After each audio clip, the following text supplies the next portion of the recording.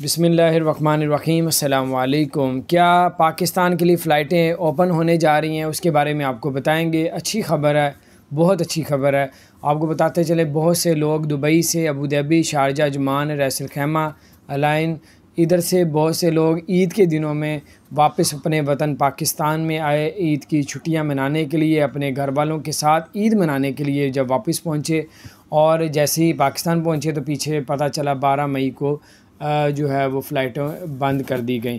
फिर हज़ारों पाकिस्तानी जो है अपने मुल्क में ही फंस के रह गए। कोई जॉबें कर रहा है, कोई बिज़नेस कर रहा है, अब वापस नहीं जा सकते। बहुत से लोग परेशान हैं क्योंकि प्राइवेट जेट तैयारा तो नहीं करवा सकते, लेकिन पाकिस्तान गवर्नमेंट की तरफ से दुबई हुकूमत को कहा गया है कि हमारे जो पाकिस्तानी हज़ारों जो पाकिस्तान में फंस चुके हैं उनको वापस जो है वो लेके दुबई जाना है, तो वो उनके लिए कोई इंतज़ाम किए। जो कि बहुत से लोग रेजिडेंट परमिट वाले हैं, बहुत से लोग वर्क वीज़े वाले हैं, बहुत से लोग बिज़नेसमैन हैं जो पाकिस्तान में आके फंस गए हैं।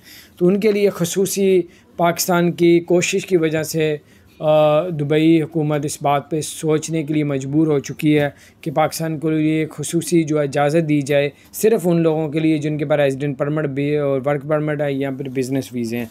तो ये 30 मई तक जो है ये कहा जा रहा है कि 30 मई को इंशाअल्लाह ताला पाकिस्तानियों के लिए अच्छी ख़बर आपको मिलेगी कि पाकिस्तान की फ़्लाइटें ओपन हो रही।